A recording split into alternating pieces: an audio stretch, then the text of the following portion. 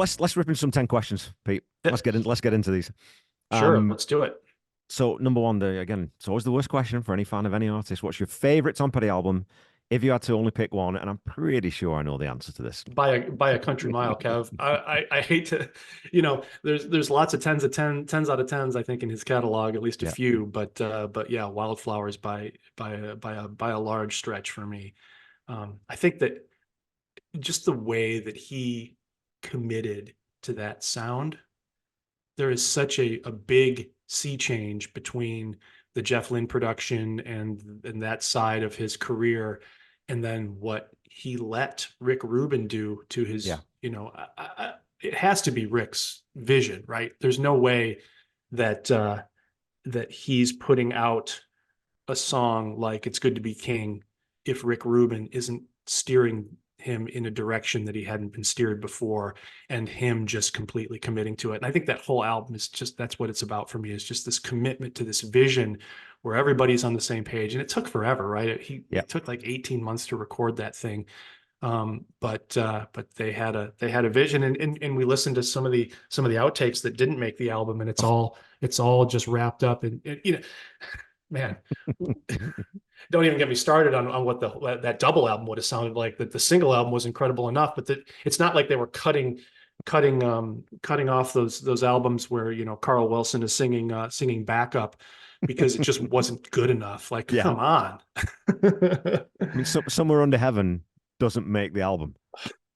Leave Virginia, Something Could Happen doesn't make the album. California doesn't make the album. It's again, these are songs that end up on a lot of artists' greatest hits. It's just That's right. crazy that the fertile period that he hit in that during that run there. I mean, Hmm. it was just pouring out of him. And I know it's a simplistic way of looking at it because he still worked very, very hard on those things. And he, of course, had Mike helping him in. And like you said, I think that's where I had that conversation with a previous guest that I just talked to fairly recently, Jeff Slate, about Hmm. Jeff Lynne can't produce Wildflowers. As brilliant as Jeff Lynne is, if Jeff Lynne is the guy with Tom Yeah. during that period, I don't think Wildflowers happens. Yeah.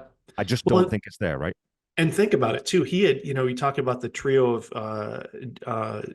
albums he did with Jimmy Iovine. He did four albums with Jeff Lynne in a row because he did two Wilburys albums, Yeah, and then he did Full Moon Fever, and then In the Great Wide Open. yeah, He had ridden that horse for a while, and so it was time for a change. And yeah. you're absolutely right. There's no way that you know I, we don't have to get into it, but I'm not the biggest fan of Jeff Lynne's production, as you as you well know, famously. But I remember when he was doing the Beatles stuff in '95 on Anthology, and Free as a Bird came out. And one of my least favorite moments where I just sort of felt like I ate my hat was and just made an ass of myself in front of a girlfriend that I was dating at the time. And she knew I was this gigantic Beatles fan. It's like, oh, we're getting new Beatles stuff for the first time in 25 years. And I heard Free as a Bird. And after the song was over, I was just like, oh man. And my girlfriend was like, oh, that's so sweet. I was like, no, Jeff Lynne ruined that song. She was like, oh, you're an ass. But that's kind of how I felt about it. You get a Yeah. little heavy-handed, and it's not to say that Rick Rubin wasn't heavy-handed either. Like, again, Good to Be King, this symphonic fade out of 90 seconds or however long it goes, and Yeah. just there's a lot of production there, but it's it's heavy-handed and delicate at the same time, which is like, I don't get it. I don't know how you do that, but he pulled it off, and the band pulled it off. And yeah, there's no way Jeff Lynne's making that record. And I think Yeah. definitely the right move, the right call. But I mean, you look at guys that, again, you Jeff Lynne, you Rick Rubins, those kinds of guys at that level, it almost it almost doesn't matter sometimes what the album is. They just have to be the right fit sometimes, and it's that right timing. But they're so good Hmm. that they can be heavy-handed and delicate at the same time because they're just there's. It's like Mike Campbell on guitar. Mike can play anything because he's got complete mastery of that instrument. Yeah. They've got mastery of the studio as an instrument. They just know if the artist says, "This is what I'm looking for. This is what we're going with," and they'll have that conversation. You know, famously, Tom and Rick sat down and, well, what do you want this to be? Is it a Heartbreakers record? Is it a Tom Petty solo record? Hmm. What is this? And once you've got that sense of it, Ruben just knows then instinctively, okay, I understand what this is. I know what it needs to sound like. I'll work with Tom, obviously, and Mike Campbell to make sure the production on the right lines. But he just knows, right? And if he's got the right engineering who can get the sound properly, from Hmm. there, it feels like magic to us from the outside. Yeah. But that's someone who just he's playing his instrument. He's just doing it very, very well. And what a huge leap of faith that was to go down that road Yeah. with a producer who wasn't known for producing rock music either, No. right? At least not this style of rock music. He was doing, I can't remember what death metal stuff he was doing, but it was more in the vein of Slayer and hip Yeah. hop, rap music. Coming from from New York University's best sound studio of the dorm room in the third floor of New York University or whatever. Um, to go from that to Wildflowers, like it Yeah. wasn't like he was some crackerjack producer that they brought in to tame the wild Tom Petty and the Heartbreaker sound. It was some guy who had never done that before, and Yeah. man, what an incredible lightning in a bottle moment that was. Absolutely. Just a stroke. And again, the right combination at the right time. And that's where Hmm. I've always thought about Petty too, is he was one of those people who just knew when to look out for that. Apart from Boys of Summer, that was the one kind of blip where Right. he missed the zeitgeist, or he missed the opportunity. He just Yeah. recognized this is who I need to be listening to right now. And again, like you said, I mean, his time with Jeff Lynne was kind of, oh well, Jeff's brought me as far as I need him to. I'll take Hmm. everything I like about that, and I'll leave the stuff that I don't, and I'll move forward, and I'll incorporate it in the future. And the same Hmm. thing with Ruben. They just, two and a half, sort of 2.5 albums, 3 albums with with Rick Rubin, and just Hmm. moved on from there, but always learning, always looking for that next person who can help him grow as a songwriter. And again, that's what I admire most about him, is that willingness. He's never done, he was never the final product. He was Yeah. always in the process of getting better and better and better and better. Yeah. Yep. Okay, Mudcrutch. And again, I'm pretty sure I know the answer to this one too. Mudcrutch or Traveling Wilburys? Well, I'll eat my hat if it's the. well, I sort of already gave the answer away there by saying I've never had a chance to dive into the Mudcrutch stuff. So the Wilburys for sure. I mean, again, all part of that same stew that I was cooking in for those 5 years of late '80s, early '90s, and I think along those lines, the first album is pretty iconic, but I think that Volume 3 doesn't get enough love. Oh man, I love that record. Yeah, I love it just as much as the first one. I really, really. I mean, apart from Roy's not there, but the yeah. songs. I mean, the songs are phenomenal. It's Cool Dry Places on that album. Come on. Oh, I mean, yeah, that's again just so iconic, so petty, so beautiful. Yeah. Absolutely. Yeah, Cool Dry Place, She's My Baby, Wilbur Twist. I mean, it's Yeah. um even like Seven Deadly Sins, it's a, kind of a goofy knockoff, maybe a not knockoff, but maybe a bit of a throwaway. But even the throwaways on that album, I think are really solid stuff too. And it's a fun listen, man. So yeah, I definitely the Wilburys for me. Yeah, I mean, it's one of my favorite. I mean, I know, I'm guessing then you're one of the not issues, but the thing that you don't love about Bob is his voice, which a lot of people don't love Bob Dylan's voice. But when he comes Yeah. in on She's My Baby, she's coming up the sidewalk, she's coming through the door. Like, only Dylan could have sung that line. Yeah. Even Petty No, doing Dylan wouldn't have sung that line as well as Dylan did. for sure. Yeah. No, that's right. I mean, and it's funny, like I'm a huge Neil Young fan, and Neil Young isn't exactly known for being a crooner either, or a smooth dulcet sounds of Neil Young on Rust Never Sleeps. But there's, I don't know what it is. Something about Dylan has just never stuck with Yeah. me as something that I wanted to sit down and enjoy and listen. But It's yeah, in small doses and as part of the Wilburys, there's absolutely nothing wrong with hearing a little Dylan, so you and kind of like him as a seasoning, just not as a main dish, right? That's a little pinch of Dylan goes a little long pinch of way. Dylan. It's funny though, you brought that up though. When you think about it on paper, Tom Petty, Bob Dylan, Jeff Lynne, Roy Orbison, and George Harrison vocally should not work. That's not five voices that you would think, oh, we should put those five guys together. They'll sound great together. It's not like the Right. Eagles. I mean, well, no, how's that going to work? And yet, it's Yep. almost like, well, no one sounds better in some places. It's like, Hmm. I'm a That's a huge good Wolves fan. point. That's a good point. Well, you raised it, like you made me think of that. So, Oh um, yeah. so if you could join the Heartbreakers on stage for one song, what would it be, and what instrument would you play and or sing? I thought this was going to be a hard one. Some of these questions are pretty difficult. And when I saw this one, I was like, how am I going to answer this? But when I found it, it was real easy, and it would be Running Down a Dream. Okay. And I think that what I love about that song, I would definitely be one of the guitars on that song. It is so simple that I couldn't possibly mess it up.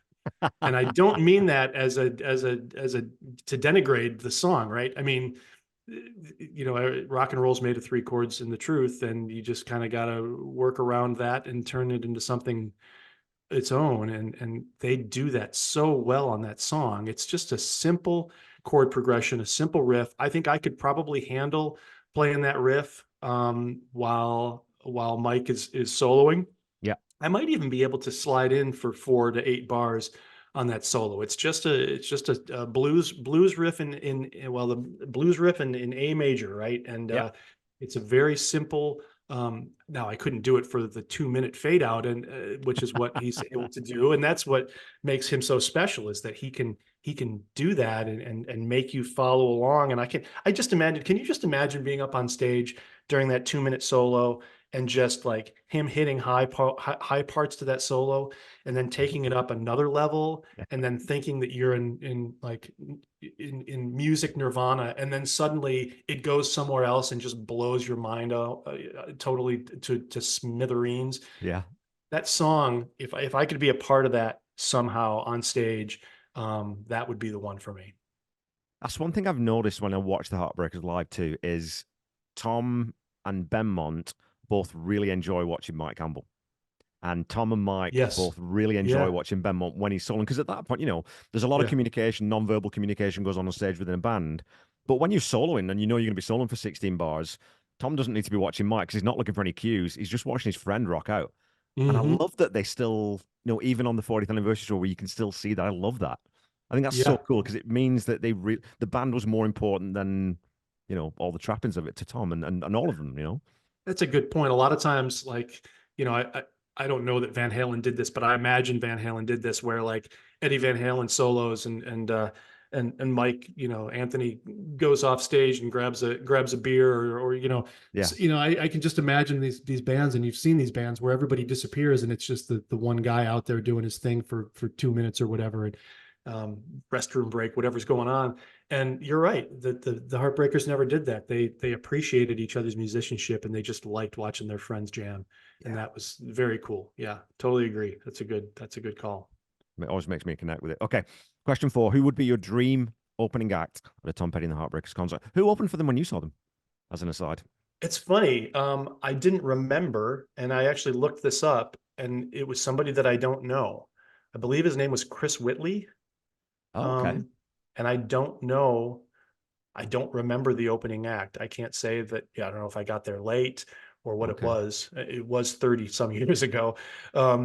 So yeah, I don't have a whole lot of memory there. But as far as dream opening act for Petty, I'd have to say the Foo Fighters. And Nice. and I think, I know you're a Foo fan. I am. Um, I have never had a chance to see them. I was supposed to see them at Jazz Fest here in New Orleans last year, and unfortunately, Taylor Hawkins um, passed Yep. away like 6 weeks before the show, something like that. And so I was really excited to finally get to see these legends. But I, Yeah. I think that in addition to just wanting to see the band, I think there's so much energy and commitment to the music from both bands, right? And that's one thing that Dave Grohl, I know, always respected Tom Petty. There's just a lot of admiration there Yeah. for Petty's really really commitment to the music and the principles that he stood for and all that stuff. I imagine if the Foo Fighters opened for Petty, there might be some cross pollination. You can just imagine Dave getting up on stage and bashing out Honeybee again Yeah. during the Heartbreaker set, maybe even taking lead vocals or lead guitar, dueling lead guitars on American Girl with Mike. So I think there would be some really cool synergy going Yeah. on between those two, as well as just the history that they had of actually being in the same band together for one magic night in 1994. Really interesting because yeah, I mean, Dave coming on to do Honeybee would that's a no-brainer. That would be super cool, and almost certainly that would have happened, right? Because Dave Right. likes playing with people, and Tom would have been all over that. But be Yeah. interesting to think about what song Petty would have gone and played and sat in with Foo Fighters. I'm gonna have to have a little bit of a think about that, because that'd be an interesting Yeah. one to think about too. It could be whether they do something off, the second record on In Your Honor, the more acousticy stuff, whether we do something like that, or whether he just come out and shred, come out like Tom Petty doing Pretender. No, yeah, so, Right. Right. Yeah. Who knows? But I think there, yeah, a lot of possibilities there. Going, like you say, going both ways. I thought about it yeah. more in terms of what Dave would do for the Heartbreakers. But you're right. Maybe it would go both ways. Very cool. One, okay, so here's a story I don't think I've told in the pod before. The first time I ever heard Breakdown, believe it or not, was at a Foo Fighters gig because they covered it in. I'm pretty All sure it was right. the second time I saw them, which was on the Wasting Light tour, and I hadn't gone full deep dive into Petty yet. And they did Breakdown. I'm like, holy shit, this is a good song. Is this like a new album track or Hmm. something? Or Yeah. so I look it up on setlist.fm or I was talking to someone or other, and it's like, that's Tom Petty. Oh, Hmm. what album's this off? That's off the debut. It's off the It's definitely like, debut. oh wow, okay, well I've got to go back and listen to that then. And that, you know what, that might well have been the turning point with me going back and really Huh. digging into those first few albums. Now that I'm thinking about that, so Yeah. Look yeah, at good old Dave that. Grohl. That's nice. I'm impressed that I'm able to get new stories from you. I have a feeling that half the stories I tell, you're like, yeah, we've trod this ground several times with the guest hosts that we've had here. So yeah, getting some new content out of Kevin Brown. This is fantastic. Doesn't happen very often. It's also my memory. I don't know if I've talked about that before. Right. Yeah, Kev, that was three episodes ago, but yeah, sure. Think You, what you you, want, whatever. Kev, you talk about this every time you talk to a guest. Okay, favorite band member Oh, other you than said Tom. it. You actually said it. You un, unwittingly fell into saying Benmont Ah, without even realizing it. Um, I mean, just like everybody that answers this question, it's like they're all my favorite heartbreaker. yeah, Um, Everybody has their charms for sure. I think there's always been something, and I'll go back to the early days of the video era. For whatever reason, I just remember that he had kind of that afro going yeah, early in the Heartbreakers career, and there was just something automatically, I don't know, mesmerizing, cool about him. He's always had that cool demeanor, like not above it, but certainly like somebody that knows they're there for all the right reasons and wants yeah, to make it apparent that they belong on stage. He just always kind of exudes that cool self-confidence, and I just there's always been something really special about the accents that he gives to the band.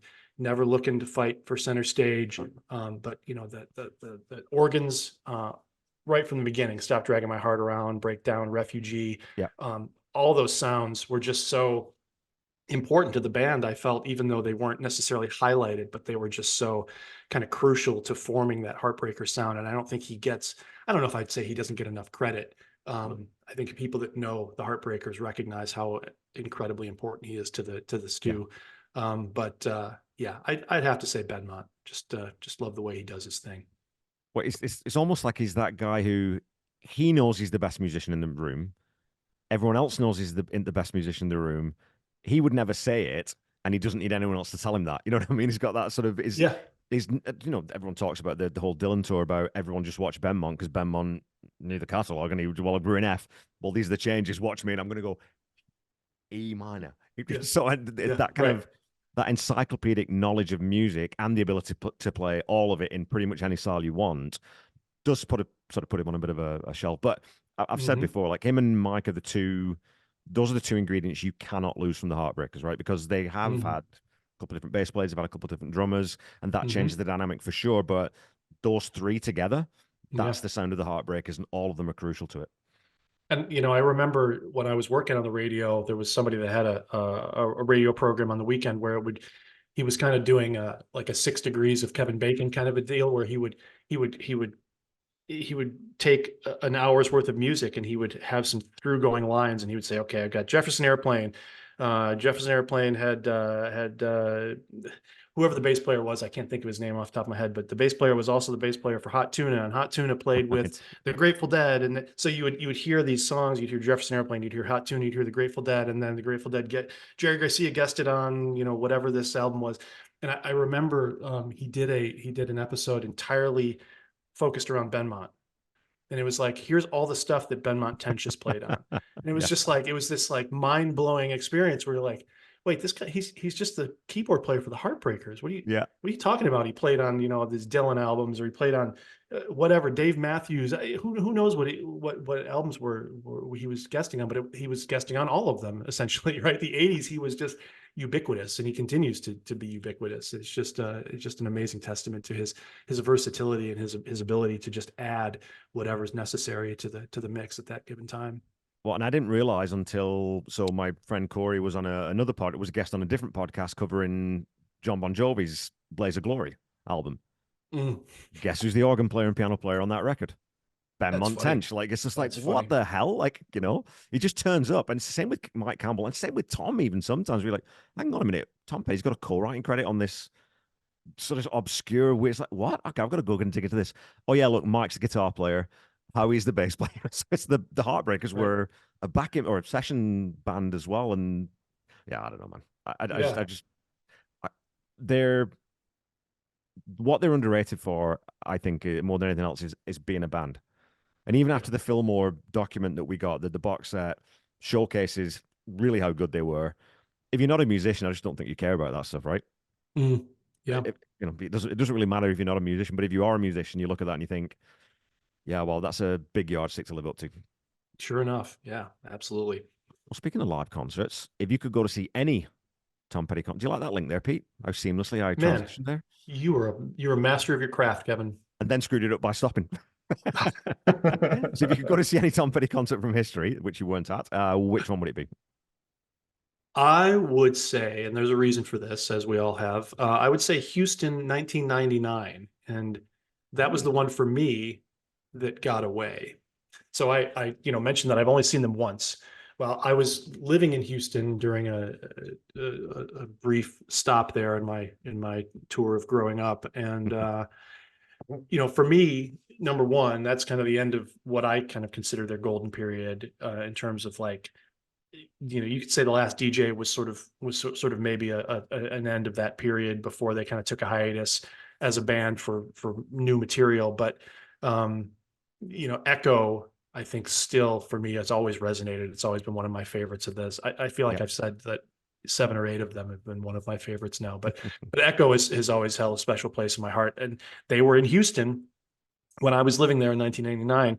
That was a time when I was still kind of um, ticking off my bingo card for bands that I'd seen, yeah, because I didn't quite have the cash available to just go see Tom Petty and the Heartbreakers every time I had the opportunity. So it's like, well, I've already seen Tom and the Heartbreakers. Yeah, I could see them again, but I haven't seen Pearl Jam yet. Maybe I'll go see Pearl Jam instead yeah, when they come around or whatever. And so I didn't go to that concert, and I feel like I lost the chance to see Howie one last time. I lost the chance to see them play at the end of, again, what I would consider an amazing run of music. He was still in such great voice at that point. yeah, They were still, you sort of look back and say, oh, well, at the time they were 50 years old, and, maybe they just didn't have the same kind of energy. Well, looking back, you recognize that was bullshit. They had plenty of energy, and still were playing amazing music live at the Fillmore.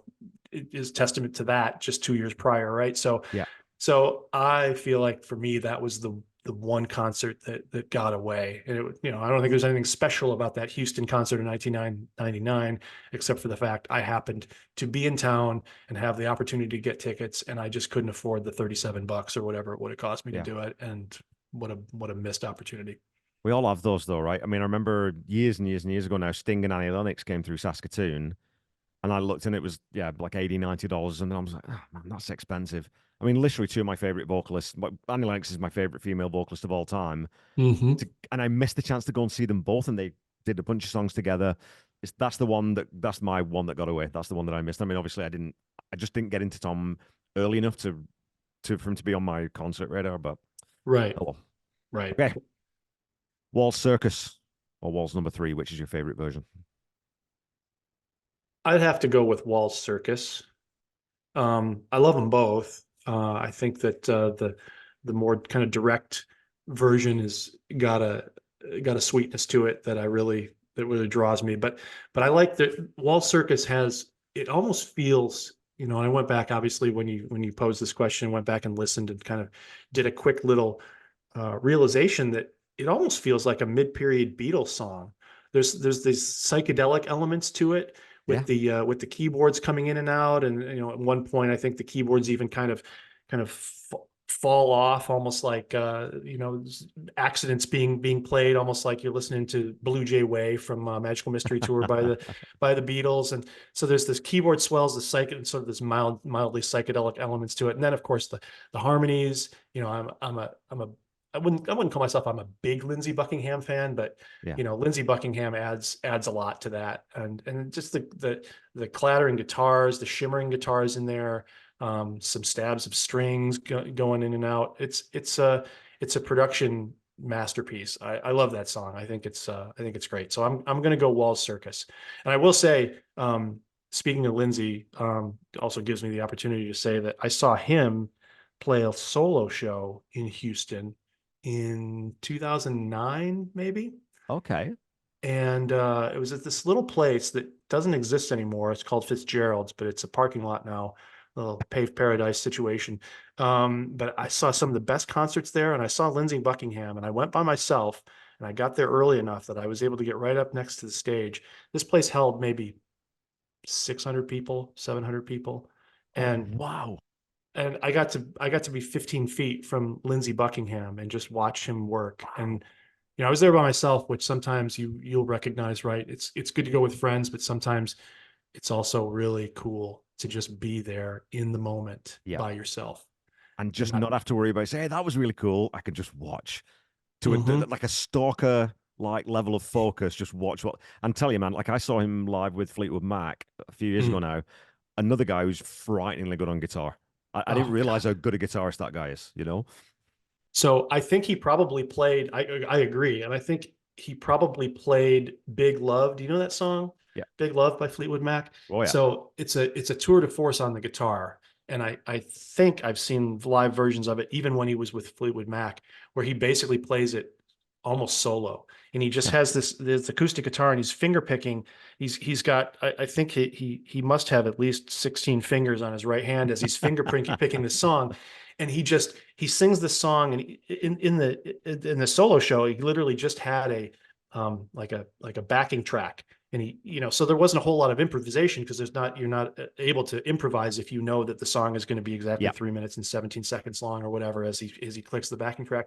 But it made it that much more kind of just like him in the moment being able to do what he was doing by himself, which again allows you to focus just on him. But Big Love, he's just there like, and he just going crazy. And then he sings it. And at the end, he just gets into this like incredible shrieks. And it goes on where in the song, you know, ho, ho, ha, Yeah. ho, ha. And he's doing that, but he's building and he's building, he's getting louder, he's getting louder. And the crowd is just sitting there like, what kind of like Svengali trance does he have? I said, everybody is just there. And then he ends and he hits the chord and he just sort of falls limp. And the crowd just goes up like, I don't know, like we just got word that we Yeah. won the war. Just, and it was the most incredible moment, one of the most incredible live experiences of my life. And there Yeah. again, I was lucky enough to be in the right place at the right time, 20 feet from him while this was happening. And so for me, Wall's Circus for all sorts of reasons, Yeah. but one reason being that Lindsey Buckingham is also a part of that song, and he's a pretty cool dude. That's a pretty damn good reason, man. Yeah. Okay. Next question. If you could pick any, and this is, you've heard me say this before on episodes, this is my favorite question. This has become my favorite question because it always throws up really, really interesting Oh, combinations. So if you yeah. could pick any artist to cover any Tom Petty song, which artist and which song? This is a black hole question, if I ever heard one. I mean, this could take days of research and you still wouldn't come to the proper solution. It's like trying to find the theory of relativity using you know, the back of a matchbook or something. It I enjoyed this one. What I came to, and let's see if you appreciate this. I would say the Black Crows, and I would go with Change of Heart. Yes, And I I am say that, 100% in. yeah, I think that, there's a swagger to that song that I think would fit perfectly on Southern Harmony and Yeah, Musical Companion and Southern. I always forget the Southern Harmony and it's Musical Association of Crows fans just call it. Freemasons or We something. just call it the second album. Okay. Yeah. Southern Harmony and Musical Companion, I think is what it's called.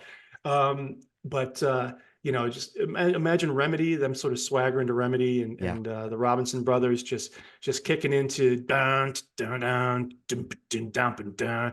I think it would be sweet, man. And I think I choose that song too because it's one of those songs that is a classic Petty song, but it's not considered kind of in the upper echelon of Petty songs. yeah, And I don't want like I think about Aerosmith doing Come Together, and every time I hear Aerosmith doing Come Together, I think they do a fantastic job with it. But every time I hear it, I think, oh yeah, this is that Beatles song Come Together that is iconic and is one of my favorite Beatles songs. yeah, And yeah, this is really good what they're doing. Now let me go hear the original because that's better, or that's iconic, or that's what it is. That's that song.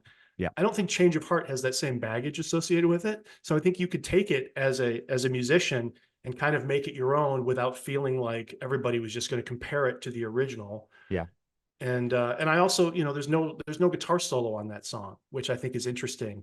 And I think that Rich Robinson would have a real good opportunity to sort of give a 90-second fade out and just shred away as the yeah. song comes to a conclusion. So I'd say, yeah, Black Crowes, Change of Heart. When a band that also has a fantastic keyboard player. I mean, I love and I'm not too sure of his name. Great keyboard player, great piano player. Could fill in an accent, like you said. I mean, the same way that Benmont does, Hmm. maybe a little bit Yeah. more overtly sometimes on some of the Crow stuff, but would fit really well. I mean, talk about songs that would fit Chris Robinson's voice. Yes. Holy hell! I mean, I've said, Yep. I'm pretty sure I've said this on the pod before, but I've always said that if I could take anyone's voice, if a genie came and said, "I'll give you anyone's voice," I mean, I wouldn't want Freddie Mercury's voice because that's just too much responsibility. That's too big. Chris Robinson, that's the guy I want to be able to sing like. I adore that guy's voice. With great responsibility comes great Yeah, power or whatever it is, right? Yeah, don't give me Freddie Mercury. Yeah, give me something that allows me to shred and just yeah. enjoy living in it. Yeah. Yep. Whose voice would you have? Just incidentally, as a little sidebar there, whose voice would you pick if you could have anyone's? Well, I don't know about whose voice I would have. I think that the voice that I think have appreciated the most is Paul McCartney's. Yeah, I think that and maybe this is kind of what happens when you outlive your songwriter slash competitor by 45 years. I think people are recognizing his versatility, his ability to sing some of the Kansas City Hey Hey Hey Hey off of the early stuff, yeah, to be able to do Band on the Run, to be able to do Jet, to shred, but then be able to do Bluebird on yeah, Blackbird and um, Bluebird and Blackbird. I meant to say Blackbird originally, but of course Bluebird also a Band on the Run track. But he the versatility that guy has yeah, can sound so sweet, and then shred and I had a chance to see him in 2011, and his voice in 2011 was still top of his game. Unfortunately the last 10 years, it happens when you turn 80. It turns out yeah, your voice doesn't sound like you're 35 anymore or whatever. But even in 2011, he sang 40 songs on that tour. yeah, That show was just an unbelievable hit parade. And I don't know if it was 40 songs, but it was definitely 30 something. It was one of those 3 hour shows that he was doing night in, night out, yeah. was able to sing every song impeccably. And so I would say if I could get anywhere close to what Paul McCartney sounds like, if we should all be so lucky. Getting that, and it's always frustrated me, and in the whole, like you said, Lennon died, and that cut his legacy off at that point when he was still basically at the peak. When Hmm. McCartney had the audacity to not get murdered, and carry on making music. Why? Who gave him the right to do that at all? But he Yeah. kept making brilliant records, like Memory Almost Full. Oh Again, yeah, another just massively underrated record. Mr. Bellamy's one of my favorite McCartney track. Anyway, but I was just looked up here. So I saw him in 2013, which probably was that same tour. maybe that was the year too. I can't remember if it was 11 or 13, but it was in that same time frame. 39 songs. I mean, and I remember like being in a stadium for Live and Let Die was just that's something everyone just needs to see. You need to go and see that song live. But the one for Hmm. me that did it was Mulligan Tire. Like singing along with Mulligan Tire, because it's one of those songs that I think gets overlooked. But it's just if you can sing along with that, with the pipe band, with the Mm. bagpipes, there was something in that. I just started bawling my eyes out. My wife's looking at me like, "Oh, we've been here for 2.5 hours. What's up with you now? You don't get it. This song means everything to me." Well, and that's certainly true in Britain, right? Mull of Kintyre, famously, no one knows that song in America. Yeah, I No know, one, I no know. one knows it. No, I mean, I'm a huge Beatles fan. I can't sing the melody to Mull of Kintyre, and I know Paul McCartney's solo stuff. I don't know what it sounds like. I've heard it maybe 6 times in my life, and that That's was the funny. what was that the biggest selling single of all time in the UK It up was, to I that think it point. was McCartney's biggest solo Yeah, solo single. Yeah, I mean, you know what? I can see why an American audience might not be attuned to its nuance, Pete. That's the problem. sure. It's too sophisticated. It's so Yeah, basic. that's It's what it so is. That's what basic. it is. What are these bag pippies he's got going on there? I don't understand your your crazy musical Well, tastes. well, bagpipes in pop music isn't really going to fly most places anyway, right? So, Fair enough. although I Fair guess enough. AC/DC and oh, what song is it? What is it? I don't know. A Long Way to the Top. There's, well, it's not really a bagpipe; it's the keyboard. But when they play it live, they bring the pipes Ah, out. So okay. yeah. Yeah, Okay, number there you nine. go. What song do you most frequently recommend to people who don't know Tom's music? And I've realized this is a crap question because it depends on the person, but take your best run at it. Well, no, this isn't so bad. I actually didn't have a hard time with this one. This one for me would be Mary Jane's Last Dance. Okay. Um, I think for me that greasy guitar riff, that pettiness vocal delivery. She grew up in the Indiana town, and it just it just is perfect. Just slots right in with what Petty's all about. It's just so catchy. And I actually have played that song. That's one of my favorite songs to play live when I used to be out in front of people, Yeah. and I've played that with my daughters, and they've sung along to it, and they've grown to know Tom Petty through that song as an introduction. So Oh, that's for awesome. me, that is their entryway into what I hope is a lifetime, at least understanding and hopefully appreciation of what their dad finds special about music. And so Yeah. I'd say, yeah, Mary Jane's Last Dance. That's very cool. That's very, Yeah. very cool. And I think it is another one of those that I sometimes think it's basically a perfect song. Yes. I don't know what you would Hmm. add or subtract from it to make it any better. And it's timeless. Like it still sounds as good today as it did in 93 when it was released. Absolutely. It is timeless.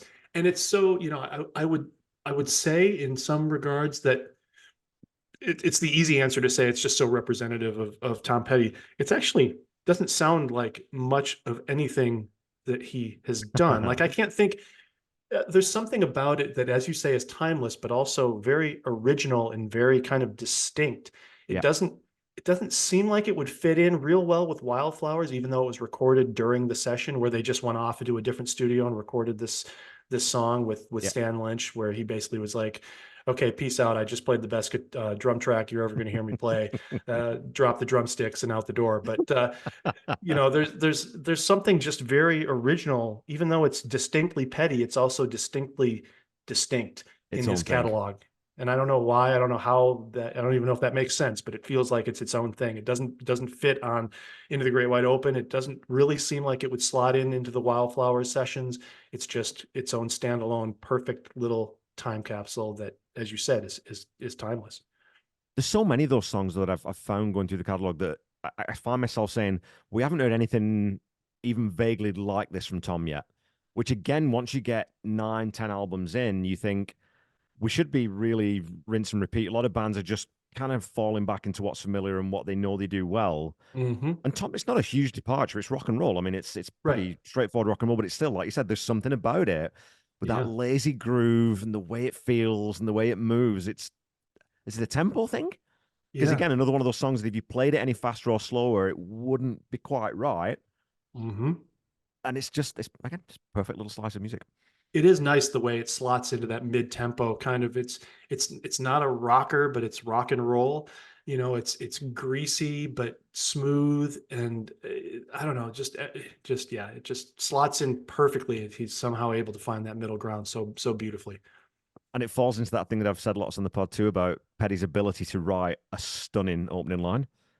She grew up in Indiana town, had a good looking mama, never was around. I mean, hell writes that. Come on, man. Really? On Yeah. a greatest hits album song that's just a throwaway. Let's just, tell me it's a contractual obligation without telling me it's a contractual obligation. It's sort of like, well, we'll do something in the air and we've just got this Mary Jane's Last Dance thing. We'll throw that on there, I guess, and that'll be okay. Like, what?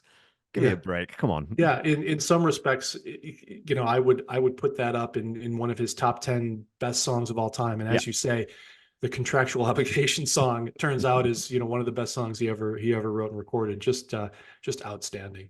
You've probably heard me ask this question. I don't know if you've ever thought about this. Is there another artist that you can think of who has released a greatest hits album that's got a new track on it that actually belongs on the greatest hits? I have heard this question, and I have found one, Ah, and okay. I think that I found one, maybe because of the last podcast that we did on the Honest and Unmerciful podcast, which is Hall and Oates. And Okay. so if you actually go to Hall and Oates Rock and Soul Part One, is their greatest hits, and there's a song on there called Adult Education, which actually I think made the top 10 when it was released. It may have even been a number one, I'm not sure, but it was definitely top 10. And that's actually one of my favorite Hall and Oates tunes. It's really catchy. It belongs on there, and so that would be one that Okay. maybe people might not think about, and people don't necessarily think about Hall and Oates in the same sort of pantheon of greats and what have you. But all that stuff aside, if you're talking about greatest hits albums and a song that belongs on there that was a contractual obligation song, I'd say Adult Education by Hall and Oates. So if you don't know that song, it's a pretty groovy song. Worth checking out if you don't know it. Well, I'm going to be checking it out as soon as we're done and again, I haven't listened to the episode yet, so I'm going to listen to the episode first, and then I'm going to go listen to that song. Oh, I Okay. didn't mean to. I didn't mean to give you homework, but Oh yeah. my God, yeah, it's an absolute chore, Pete. An absolute chore listening to music. Oh, I have to listen to new music that I might like. Damn. Well, sometimes though, it's like I don't want to listen to new music. It's like because then I'm going to go off down another bloody rabbit hole and obsess Exactly. about something else for like 6 weeks. Come on, man. I don't even want to talk about the work that I haven't done this weekend that I should have been doing for work because I knew that this was coming up, but I'm happy to be here. So It's awesome. it's a good problem to have. Okay, last question in the 10. Describe Tom Petty in 3 words. Another tough one. I didn't think too long about this because, again, you can really overthink this, but my 3 words for Tom would be real human soul. And I got some words here to make sense of that. I think music and art in general is best when it kind of allows the subject or listener to feel something. And in a perfect world, it allows the listener to kind of reflect on things, reflect on their lives, to see themselves in the music, and to vibe in the parlance of the younger generation, to vibe or vibrate with it. I think there are very few songs that bring me to tears when I listen to them, but the album Wildflowers in itself has like 4 or 5 of those songs. Yeah. And it's rare that you hear a song that brings out that kind of emotion. And if you have that song, Yesterday by the Beatles was always that way, and a long time ago that was one of those songs. But even the Beatles, I don't have more than 2 or 3 songs maybe that make me feel that way. But being able to hit those notes the way he does, and notes, I don't mean literally, but I mean kind of like those, that the right vibrations to Yeah. take our breath away. And I remember an episode that you did early on. I can't remember which episode, but I think you were talking about going out jogging. And you had to, I think it was for the Tom Petty podcast, where you heard a line and you had to stop and collect yourself because a line just kind of caught you in the right way, just out of the blue, that just made you stop, to where you had to catch your breath. Yeah. And how many artists have the ability to do that? How many artists have the ability to sort of take that emotion and bring it to the surface? You know, movies can do that, but movies, you're seeing all the senses. You've got the soundtrack of the movie, you've got the visuals, you've got the human, there's a human on screen crying and it makes you want to cry and whatever. Yeah. But this is just one thing that you've got. You've got just music, and Yeah. just being able to do that and to be able to bring that well out into the open is just, it's just special. So real human soul for me, I think that speaks for itself. I think it's funny too, because the thing that when I sort of thought of that question, I thought I kind of had an idea that I was going to get like authentic and on all these different words people come up with. It's surprised me until I really got into Petty and into the fandom that it's the connection with him as much Yeah. as it is the music, and that's because he come what you're talking about there is that connection with a songwriter as Mm, much as the music, right? Because the connections with another human being. And that's yeah. where Tom, I think, does have that special place with a lot of us fans, is that we love the songs, and I like rocking out to "You Wreck Me," and I love, tapping my foot to "Candy" or the Apartment Song, or those. They're just fun, Hmm. the fun songs, but the ones where you really connect to them, Yeah. that's the thing that makes it special, right? That's the thing that really draws us back and back and back and back. Hmm. I think absolutely. He was a special human, man. And just that ability, I couldn't say it better than what you just did. Real human soul. And there you go.